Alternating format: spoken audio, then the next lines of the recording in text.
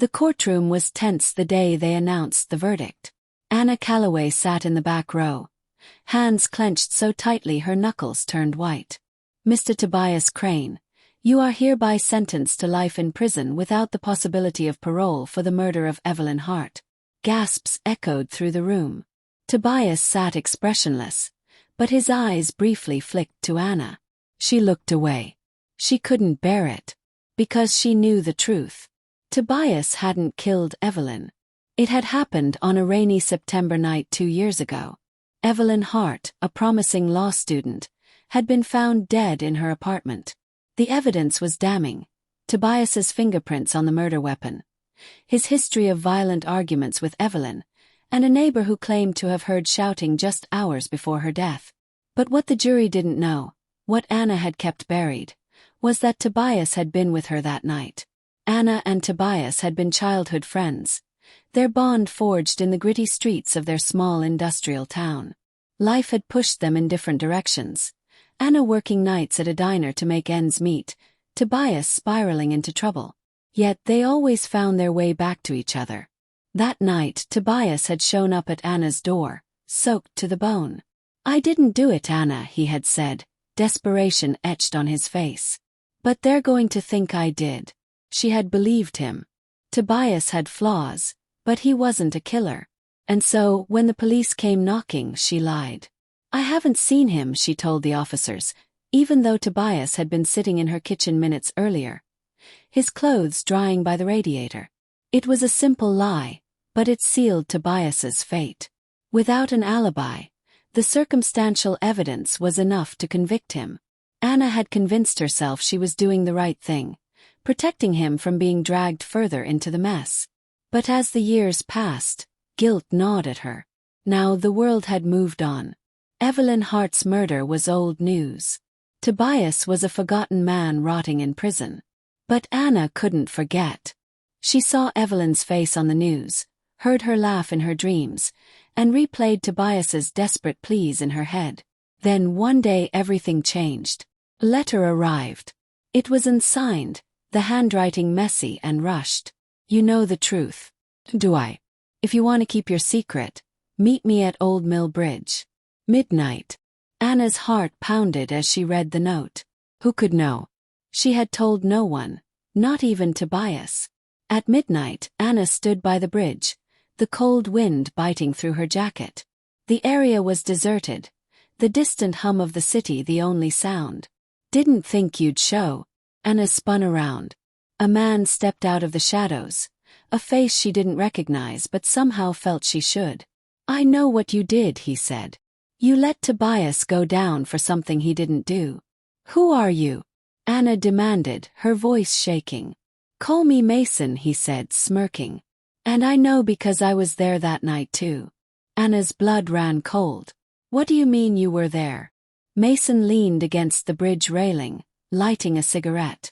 "Let's just say Evelyn had connections. People she shouldn't have crossed. I was hired to scare her, but things got messy. Real messy." "You killed her," Anna whispered, the words barely audible. Mason shrugged. "Accidents happen. But I wasn't about to stick around and take the fall. That's when your buddy Tobias showed up. Perfect scapegoat." Anna felt the ground sway beneath her. Evelyn's real killer was standing right in front of her, confessing, and yet Tobias was serving a life sentence. "Why tell me this now?" she asked. Mason grinned. "'Cause I need your help. You're going to be my alibi this time." "What?" "You heard me. There's a job coming up, and I need someone clean to vouch for me. You help me out, and I keep quiet about your little lie. Win-win." Anna's mind raced. If she refused, Mason could expose her, and her lie would unravel. But if she agreed, she'd be helping a killer walk free. "What's the job?" she asked, her voice barely steady. Mason smiled. "Just a little robbery. No big deal, unless you make it one." Anna went home that night, her thoughts a whirlwind of fear and regret. She had spent years trying to atone for her lie, but now she was caught in an even darker web. The next morning she made a decision. She would play Mason's game, but on her terms. Anna knew she couldn't trust Mason, But she also couldn't let him ruin what little she had left of her life. If she was going to make this right, she needed a plan, and someone she could trust to help her execute it. Her first thought was Tobias, but he was out of reach, locked away in a cell for a crime he didn't commit. Her second thought was Detective Elise Park, the officer who had led Evelyn Hart's murder investigation.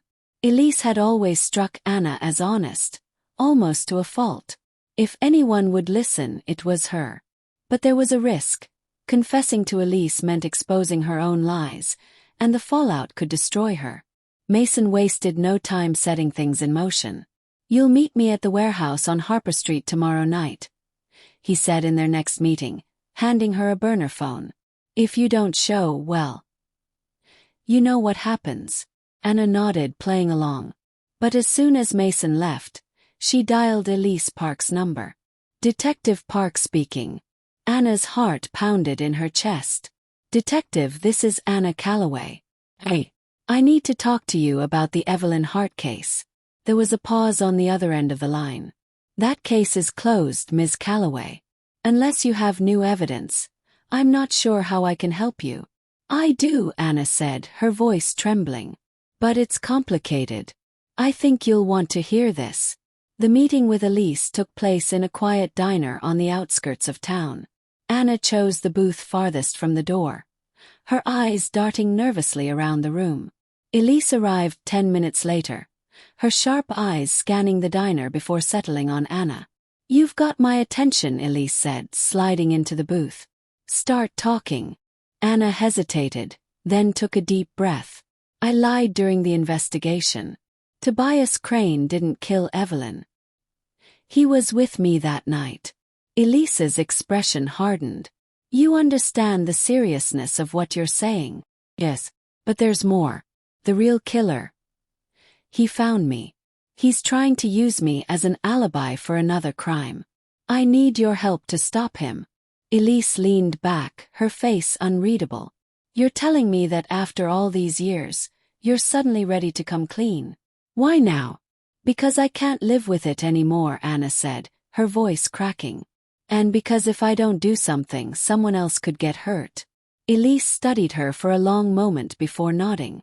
"All right. Tell me everything." Anna laid out the details. Mason's confession, his demands, and the upcoming robbery. Elise listened intently, her expression growing darker with each word. "This Mason guy sounds like a real piece of work," Elise said. "But if we're going to take him down, we'll need more than your word." "What do you need?" Anna asked. "Proof," Elise said. "You're going to go through with his plan, but we'll be watching. If we can catch him in the act, we'll have enough to put him away.